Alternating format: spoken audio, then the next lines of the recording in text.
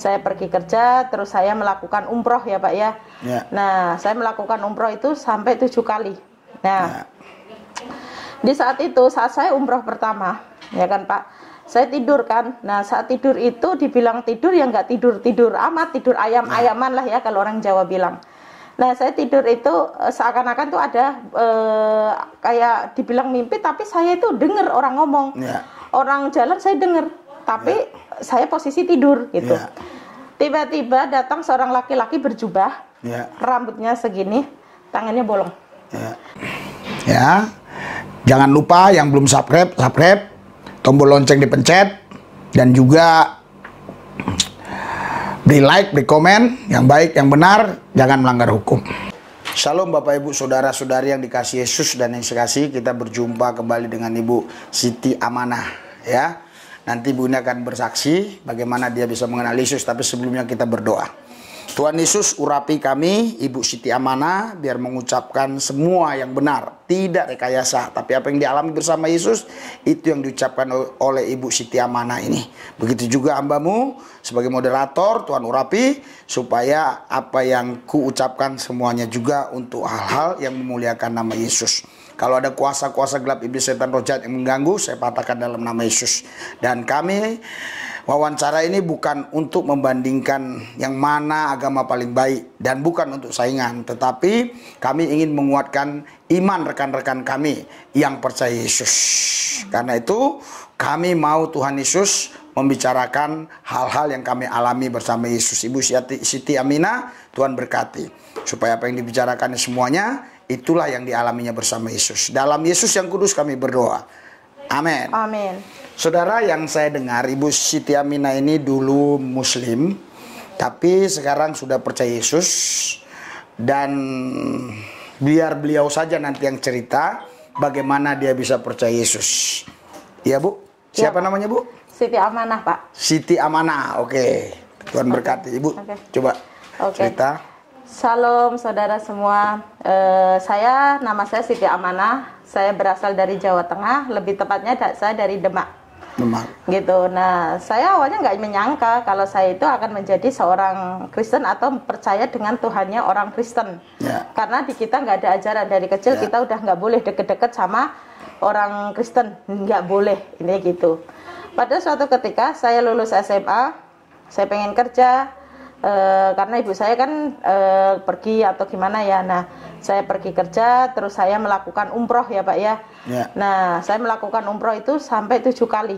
Nah, di saat itu, saat saya umroh pertama, ya kan Pak, saya tidur kan. Nah, saat tidur itu dibilang tidur ya nggak tidur amat, tidur ayam-ayaman lah ya kalau orang Jawa bilang.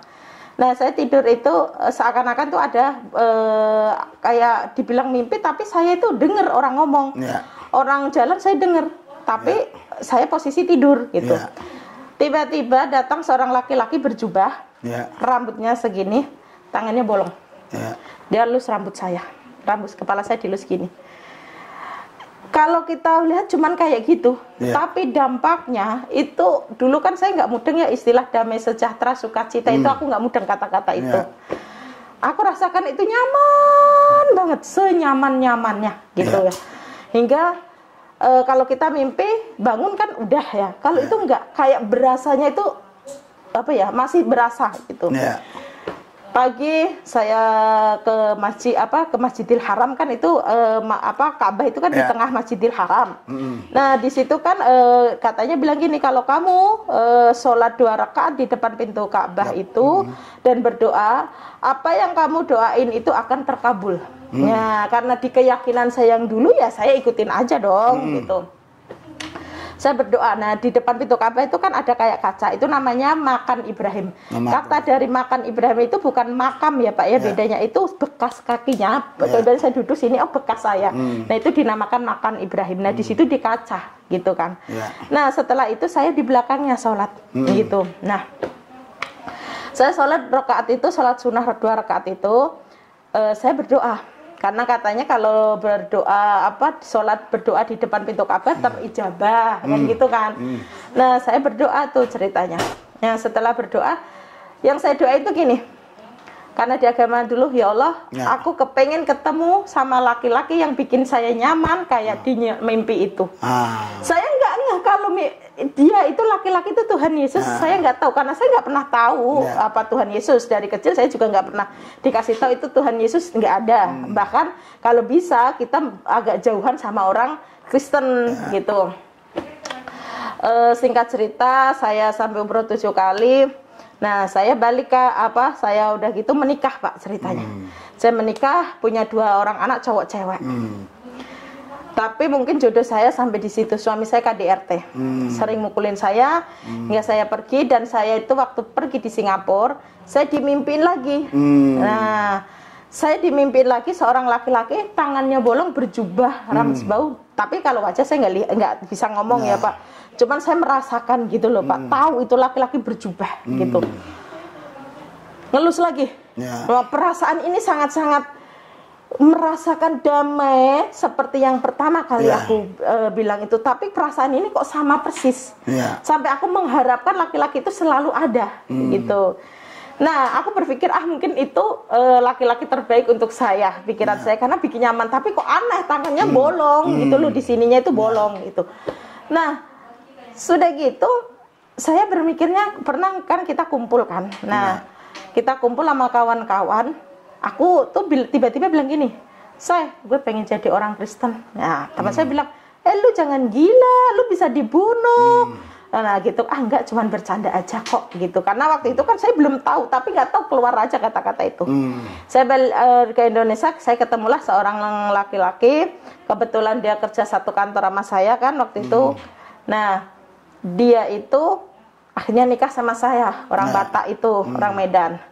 Nah, kita menikah secara Islam memang.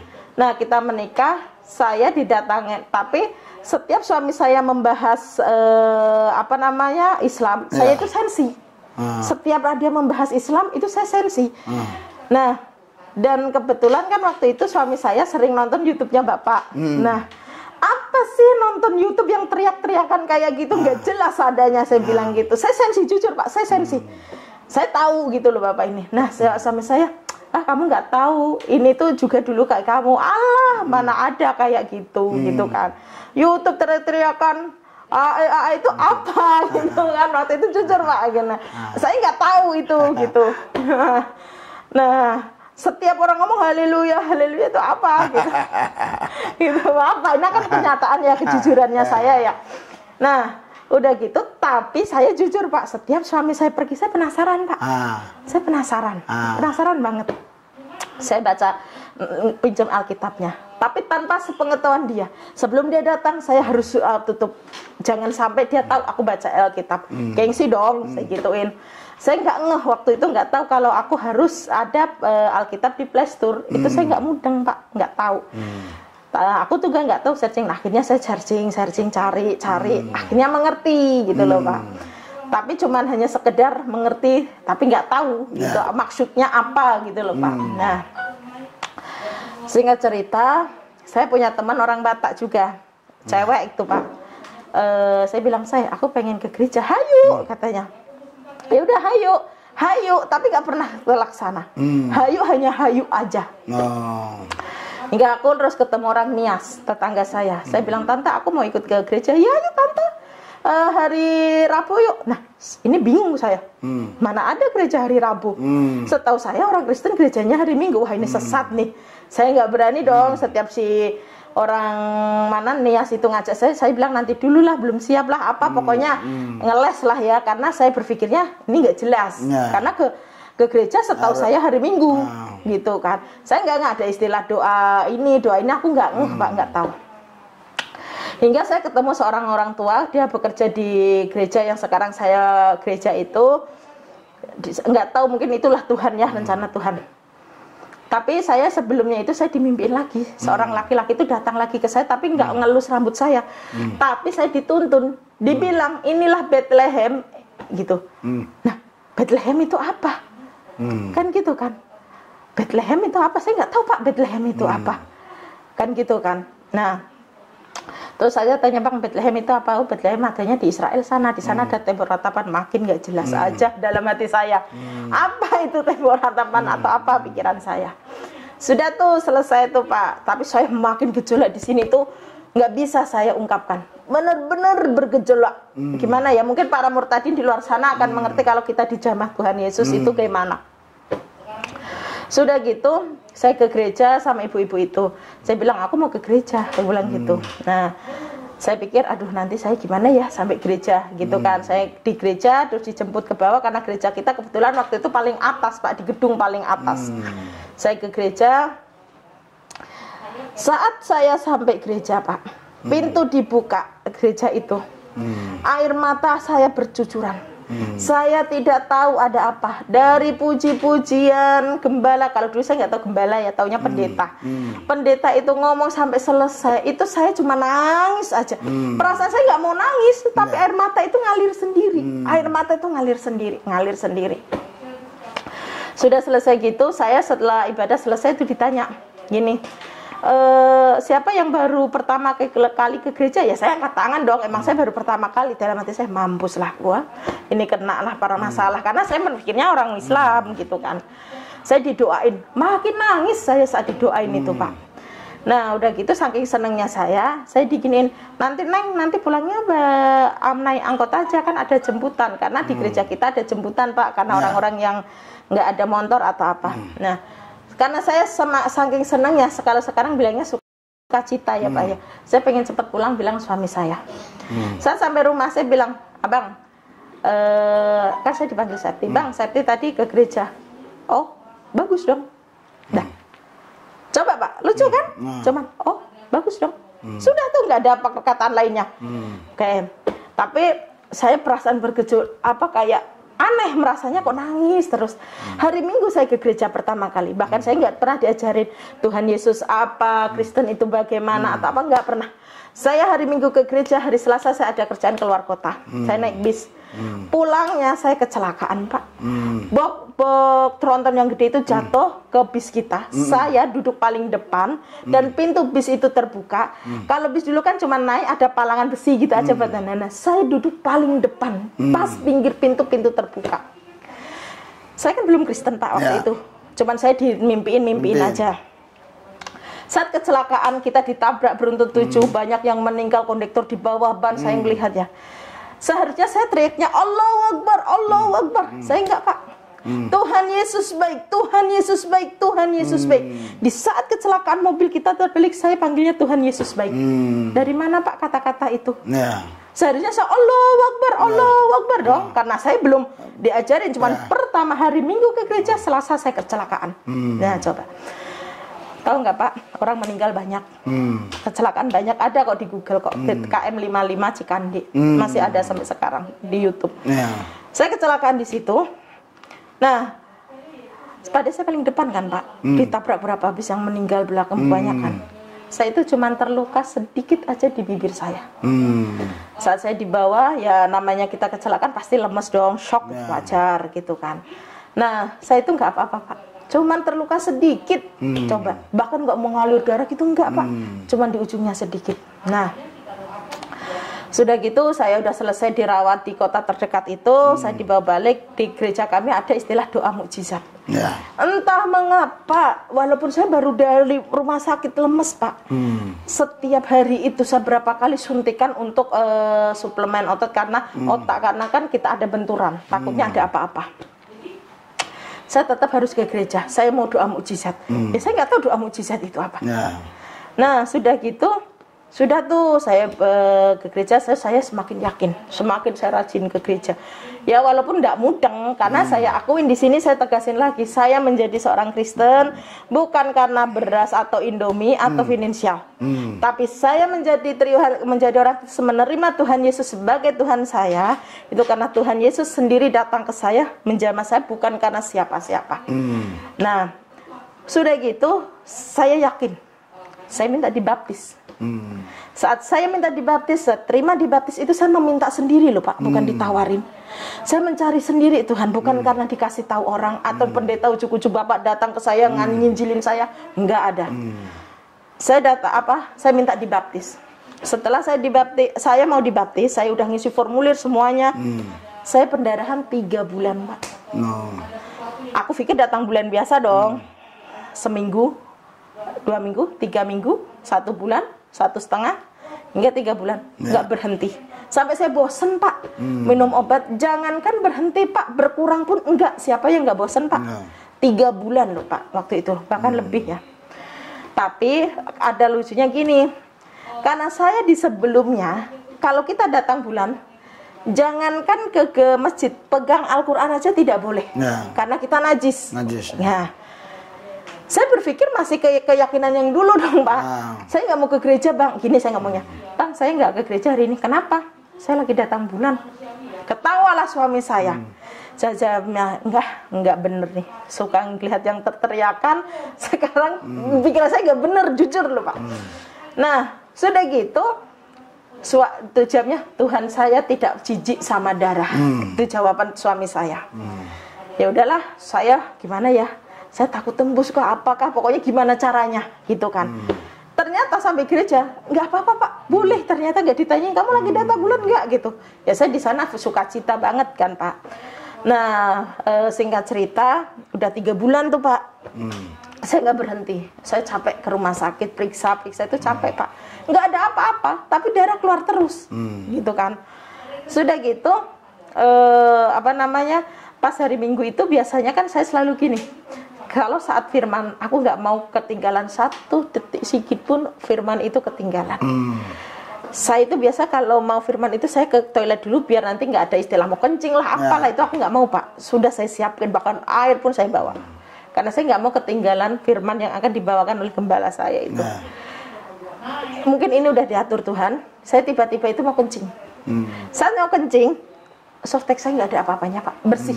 Udah 3 bulan lebih tuh, Pak. Karena pergumulan saya pengen dibaptis, katanya kok nggak bisa terus karena datang bulan. Nah, saat itu juga saya bilang, saya mau dibaptis sekarang ini. Saya jawabnya gitu. Nah, kalau orang dibaptis sukacita dong, Pak. Suami saya pasti sukacita. Saya telepon. Saya tuh baptis itu nggak diantar siapa-siapa kecuali pendeta sama ibu itu karena dia pekerja. Nggak ada yang nganter suami saya atau apa, Pak. Jadi saya berangkat sendiri. Ya coba, Pak. Nah, setelah suami saya telepon, Bang, saya mau dibaptis. Ya udah, bagus dong. Nanti kirim foto atau video dong. Udah, dengan muka datarnya. Nah, kayak nggak ada, oh sukacita banget nih gue dibaptis. Enggak, udah selesai gitu aja. Nah, sudah gitu saya selesai dibaptis. Selang semalam atau 2 malam itu saya mimpi, Pak. Mimpi seorang laki-laki lagi yang sama, tapi beda lagi. Dia ngasih saya salib, tapi emas. Saya buang itu salibnya. Saya bilang, aku nggak mau, ini apa? Gitu kan. Saya mau emas, tapi aku nggak mau salib. Saya mau emas, tapi saya nggak mau salib. Saya digituin. Tapi salib itu datang terus ke saya, dikasih terus ke saya, hingga laki-laki itu bilang gini, ini untuk kamu, suatu saat kamu akan mengerti.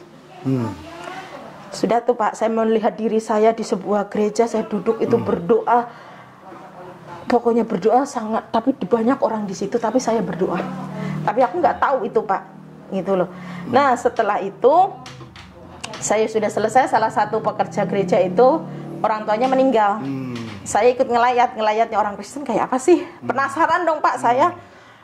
Di jalan itu salah satu penggereja itu bilang, namanya Ko Aren, bilang gini, menjadi orang Kristen itu nggak gampang. Menjadi orang Kristen itu siap menderita, siap sakit.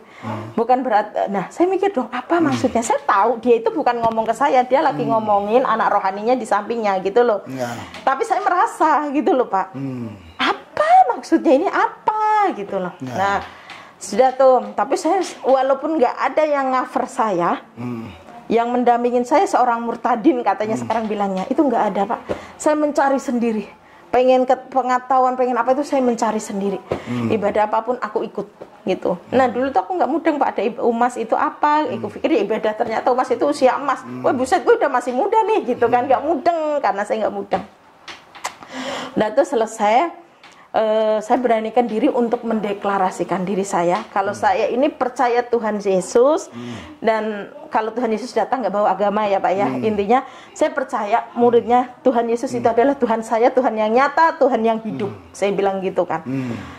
Orang tua saya tahu, jelas mereka nggak terima dong, walaupun kami orang NO, mereka nggak terima. Dunia akhirat, segala macam.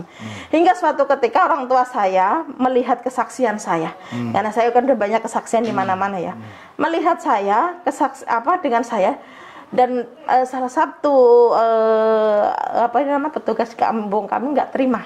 Saya bilang saya udah nggak nyaman di keyakinan saya dulu setelah Tuhan Yesus datang, dan saya seperlukan saya, tapi ya emang saya nggak nyaman, masa harus dipaksain menjadi nyaman, kan gitu Pak.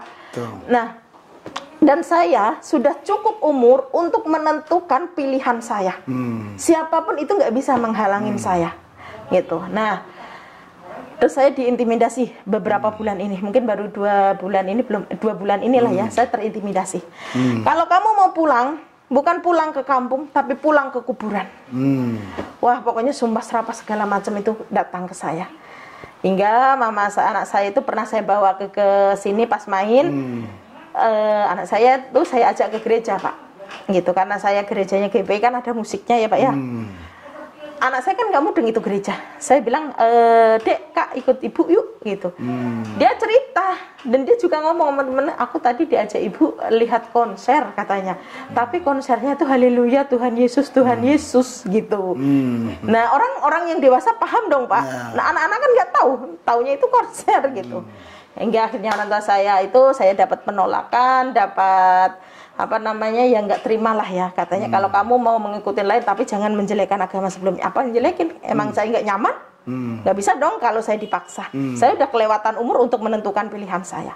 Hingga saya dapat kabar anak saya dimasukin pesantren yang 7 tahun itu.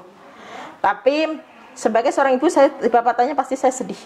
Secara seorang ibu, secara manusiawi, saya berusaha sedih, ya gimana lagi. Hingga akhirnya ya sudahlah, mau bagaimana lagi, saya yakinin, saya imanin anak saya nggak apa-apa. Sekarang dia masukin pondok pesantren, suatu saat dia akan mengerti kebenaran itu, dia akan menjadi seorang penginjil yang hebat. Itu yang saya yakinin waktu itu. Hingga akhirnya saya mulai bertumbuh rohani saya, saya bilang, untuk gini, mungkin memang iya dia anak saya, tapi secara daging. Kalau tidak bisa anak saya bawa ke jalan Tuhan Yesus ini, kebenaran ini, atau secara roh itu berarti bukan anak saya. Tapi secara daging memang dia anak saya gituin. Nah, sudah gitu, mengikut Tuhan Yesus itu tidak segampang orang pikirkan. Memang kalau kita satu orang bertobat, malaikat di surga bersorak-sorai, itu di surga, beda di bumi, beda di dunia gitu. Terintimidasi jelas. Hingga orang terdekat tuh, iblis itu akan berbagai cara untuk menggagalkan dengan keyakinan baru saya. Udah gejolak di hati saya yang luar biasa. Bener nggak saya ambil keputusan ini? Apa saya makin dosa atau sirik? Karena orang sirik atau orang musyrik. Musyrik? Karena orang musyrik itu menduakan Allah dan wajib dibunuh, kan gitu kan. Nah, apa mungkin saya akan menjadi seorang musyrik? Bener nggak ya apa yang aku ambil ini, keputusan yang aku ambil ini bener nggak ya, saya gituin. Tapi gejolak di hati ini sangat-sangat luar biasa. Dimana 31 tahun lebih saya di keyakinan yang dulu, tiba-tiba di saat usia saya 31 tahun lebih ini, saya menerima kepercayaan sesuatu yang baru, dan itu benar adanya. Pasti goyah dong Pak. Lebih baik saya disakiti tubuh saya daripada gejolaknya hati ini. Bingung. Nggak ada yang cover. Nggak ada yang menasehatin. Apa yang aku pilih itu benar apa salah. Tidak ada Pak. Nah, udah gitu usaha hancur. Hingga kita nggak bisa makan. Hingga kita mau diusir dari kontrakan. Karena mengikuti Tuhan Yesus kan itu tadi akan kehilangan semuanya, nggak akan diterima, kan gitu kan. Tapi saya yakin Pak, seyakin-yakinnya Tuhan Yesus itu baik. Intinya itu saya, Tuhan Yesus itu baik hingga detik ini, makanya saya masih bisa di sini. Nah, Setiap mau apa, tapi iblis itu nggak akan pernah tinggal diam. Dia menyakitin saya melalui orang terdekat saya sendiri. Yang dimana orang itu benar-benar berarti buat saya.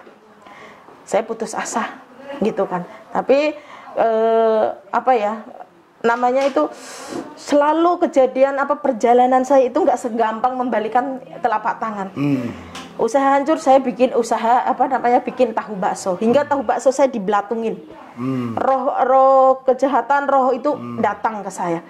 Tahu bakso yang saya mau bikin, yang saya bikin masih panas, dipenuhin belatung. Tahu bakso di freezer, keluar bukannya apa bunga es, tapi belatung gede-gede. Mana ada Pak belatung di freezer? Tahu itu baru. Dari kapan sejarahnya tahu itu berlatungan? Tahu itu bau busuk ya, bukan belatung. Bakso itu masih baru Pak, masih kalau mungkin oke lah berhari-hari mungkin ya. Itu baru 5 jam, 3 jam, bahkan tahu masih anget Pak. Itu belatungan. Bayangin Pak. Udah nggak, saya cuma gini, burung di udara itu makan kok, nggak kerja, masa saya nggak makan? Pikiran saya ya Pak ya. Nah, tapi dengan keyakinan saya ini, pokoknya saya yakin Tuhan Yesus baik, itu aja yang saya yakinin. Tidak hanya segitu Pak, iblis mencobain Kak saya Pak untuk bisa kembali ke Muslim.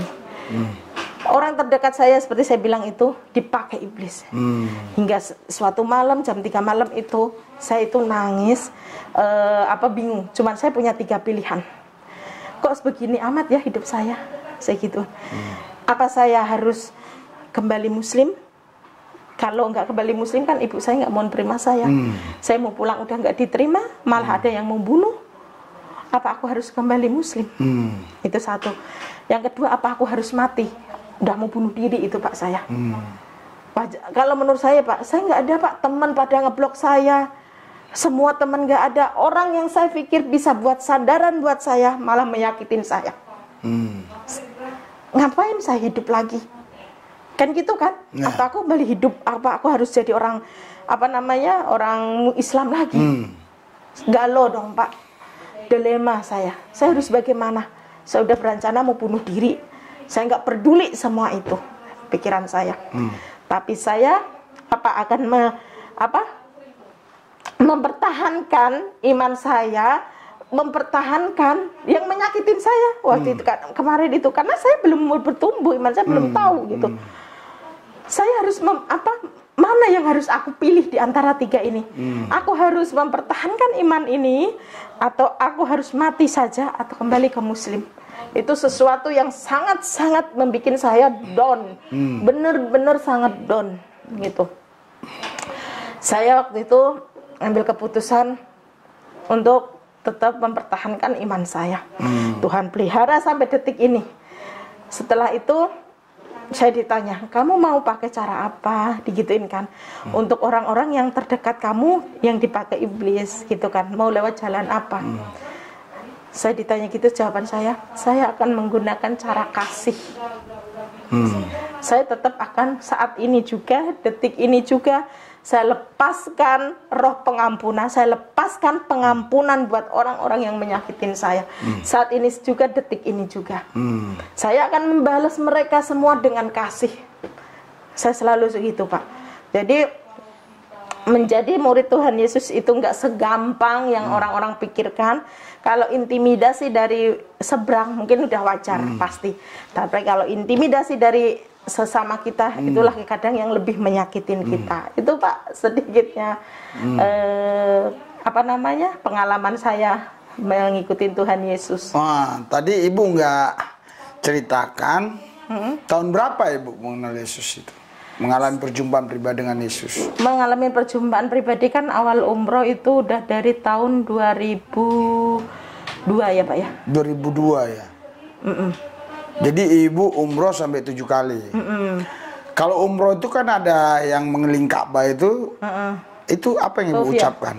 Labbaik Allah Pak ya, yang namanya labbaik Allah, Allahumma labbaik, labbaik la syarika lakal labbaik, innal hamda wa ni'mata lakawal bul la syarikalak.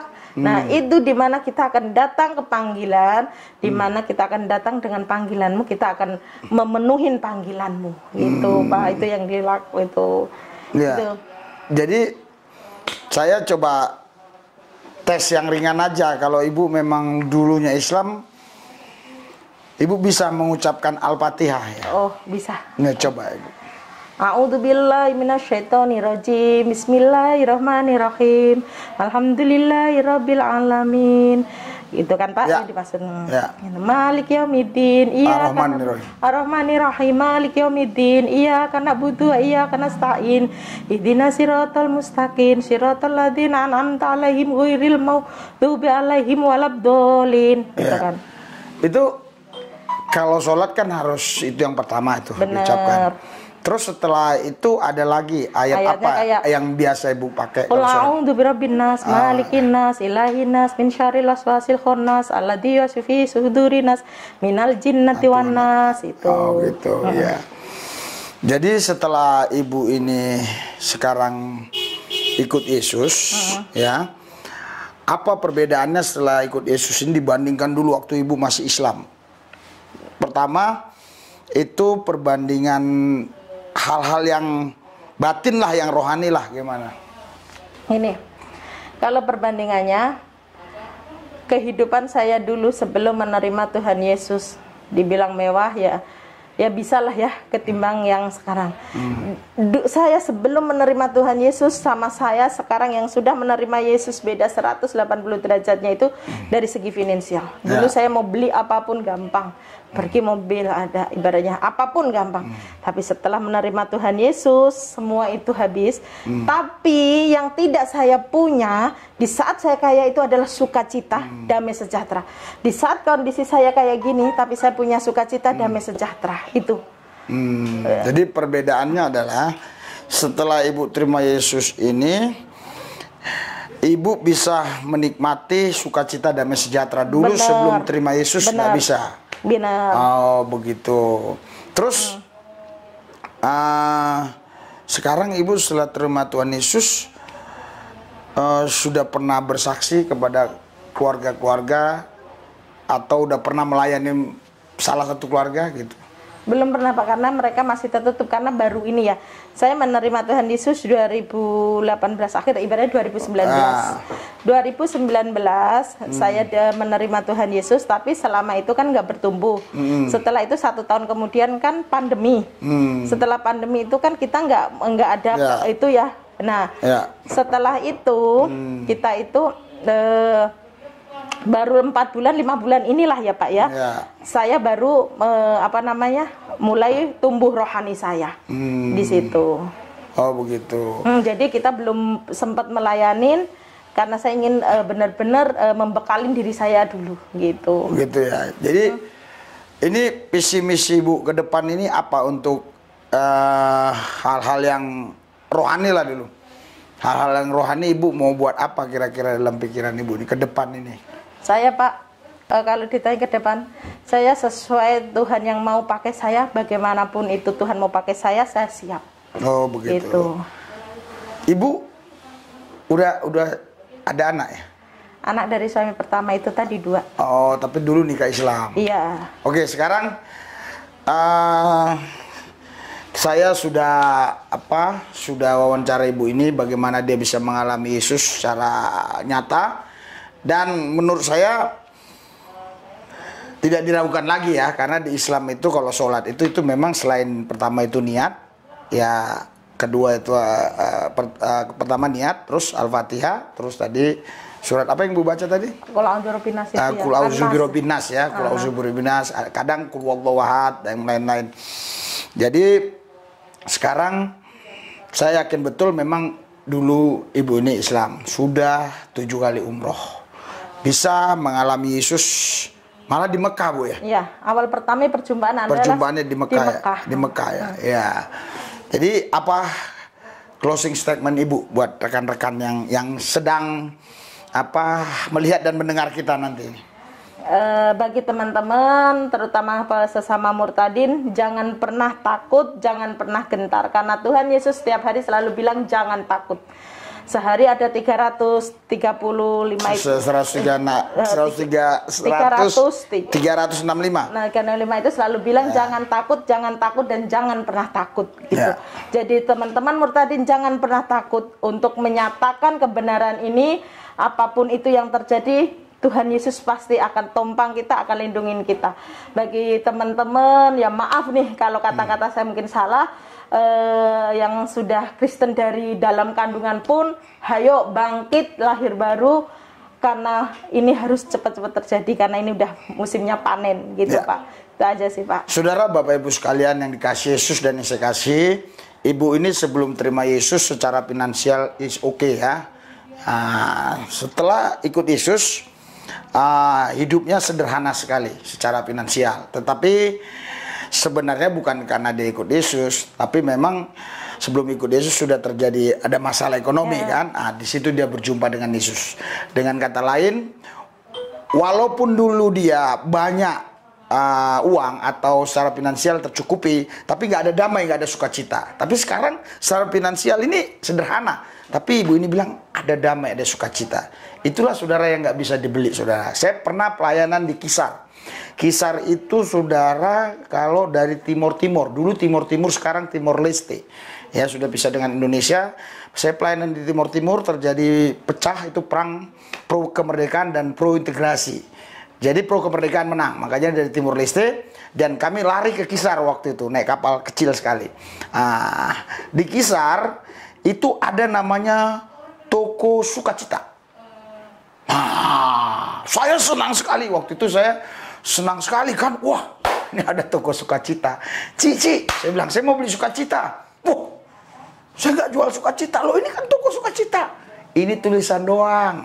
Saudara, jadi banyak orang bicara sukacita tapi hanya simbolik atau hanya fatamorgana, hanya angan-angan. Tapi ibu ini sudah mengalami sukacita di dalam Yesus itu secara nyata.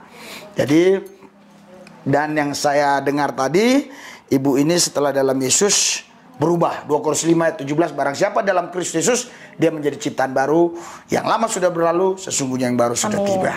Mari kita doa, biarlah kesaksian ini menjadi berkat. Mohon maaf bagi yang lain, kesaksian ini bukan untuk saingan, ya. Dan kesaksian ini bukan untuk membedakan, oh agama ini paling benar, agama ini bukan. Kesaksian ini adalah kesaksian pribadi yang untuk menguatkan iman sesama kami, khususnya orang-orang Kristen. Ya, jadi ini bukan untuk agama ini paling benar, bukan. Tapi kesaksian ini untuk menguatkan iman yang seiman dengan kami. Tapi kalau ada di antara saudara yang tidak seiman mendengar, ya itu urusan saudara. Oke, kita doa.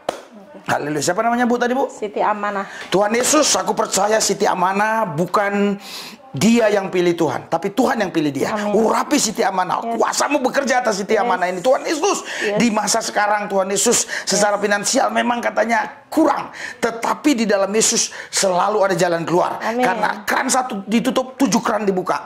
Satu sumur ditutup, 8 sumur terbuka. Karena Yesus yang kami sembah, dia maha kuasa. Tidak ada yang mustahil bagi Tuhan Yesus, dan tidak ada yang mustahil bagi orang percaya. Dan kami percaya Yesuslah masa depan kami, Yesuslah harta kami, Yesuslah kekayaan kami. Di dalam Yesus kami dipelihara.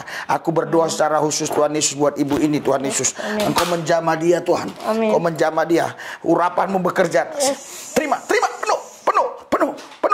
Pandang Yesus, pandang Yesus, pandang Yesus, pandang Yesus. Yesus berkata, marilah kepadaku yang letih lesu dan beban berat, aku berikan kelegaan.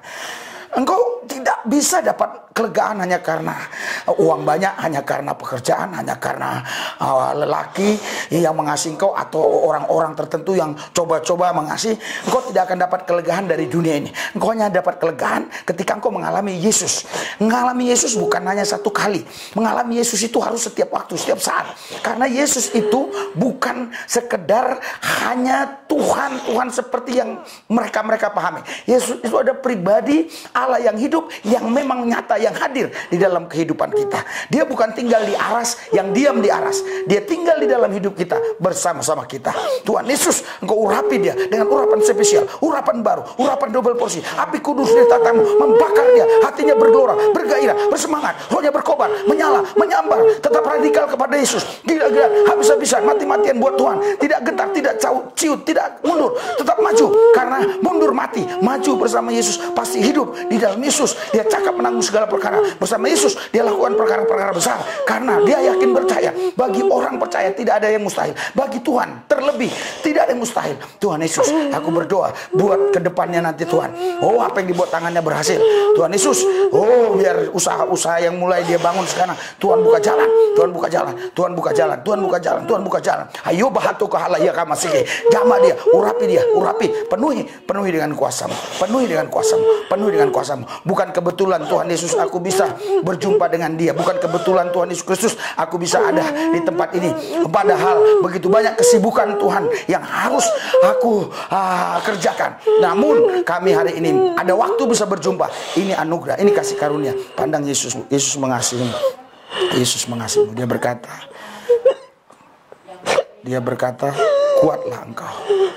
Yesus berkata, jangan takut. Kekhawatiranmu tidak menambah sehasta jalan. Tetap percaya dan terlebih mempercayakan hidupmu kepada Dia. Haleluya. Banyak orang berpikir mau berlari, tapi sebagian bilang, wah jalan saja, aku nggak bisa lari. Sebagian bilang, merangkak saja. Yang Tuhan mau bukan masalah lari, jalan, merangkak. Yang Tuhan mau kita tetap maju. Tidak boleh mundur. Tidak boleh mundur. Tidak boleh mundur.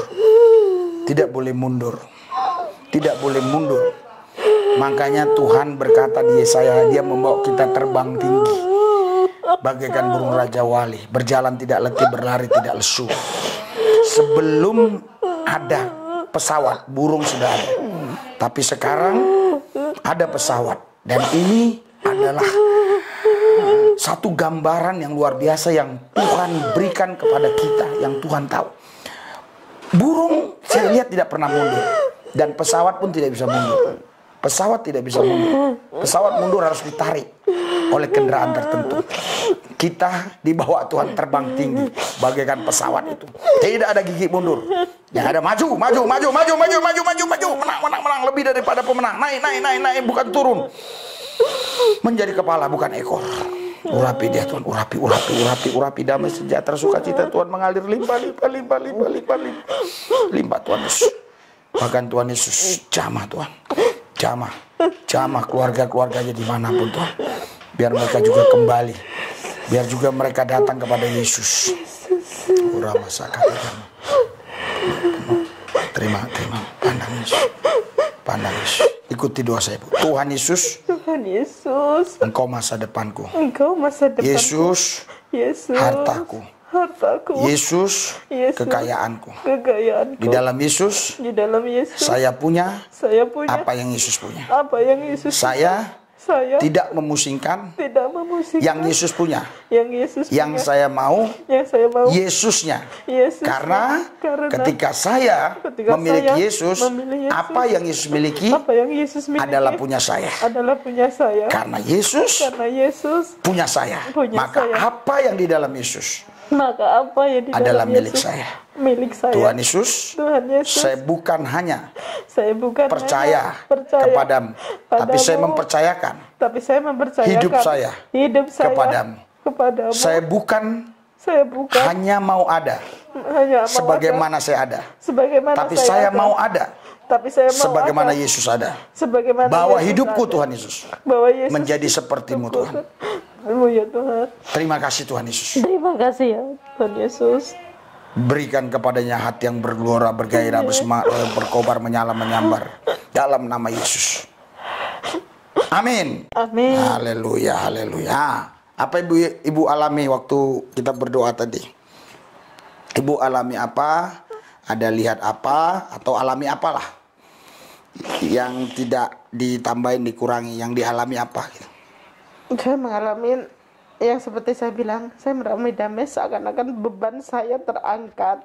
Amin. Apa yang selama ini saya rasain kayak lepas. Amin, amin. Gitu. Saya nggak tahu kenapa saya bisa nangis. Saya nggak tahu kenapa bisa ngalir air mata. Amin. Jadi saudara, Bapak Ibu sekalian, penderitaan seberat apapun, masalah sebesar apapun, kesulitan sebesar apapun, jangan tinggalkan Yesus. Itu pesan saya. Amin. Sampai bertemu kembali di lain waktu.